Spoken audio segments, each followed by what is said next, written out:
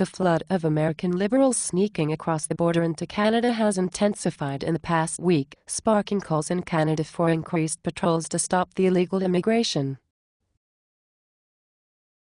The recent actions of the Tea Party are prompting an exodus among left-leaning citizens who fear they'll soon be required to hunt, pray, and agree with Bill O'Reilly and Glenn Beck.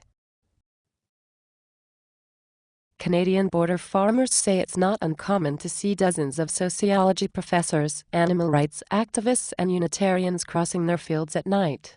"I went out to milk the cows the other day, and there was a Hollywood producer huddled in the barn," said Manitoba farmer Ed Greenfield, whose acreage borders North Dakota.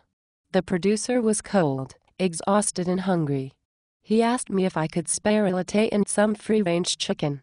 When I said I didn't have any, he left before I even got a chance to show him my screenplay." In an effort to stop the illegal aliens, Greenfield erected higher fences, but the Liberals scaled them.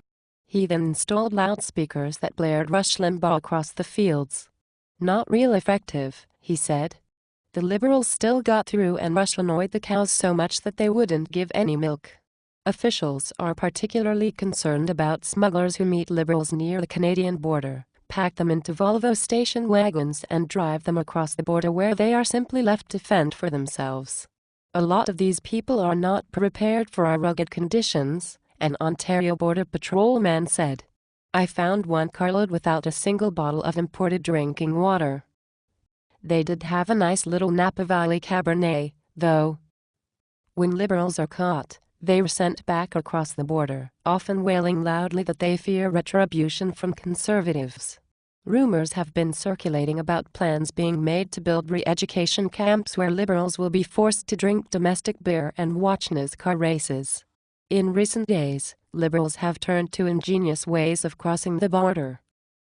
Some have been disguised as senior citizens taking a bus trip to buy cheap Canadian prescription drugs.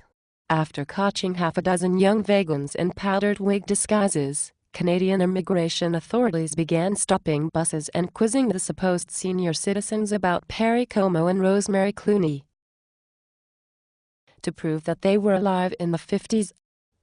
"If they can't identify the accordion player on the Lawrence Welk show, we become very suspicious about their age," an official said. Canadian citizens have complained that the illegal immigrants are creating an organic broccoli shortage and are renting all the Michael Moore movies. "I really feel sorry for American liberals, but the Canadian economy just can't support them," an Ottawa resident said. "How many art history majors does one country need?"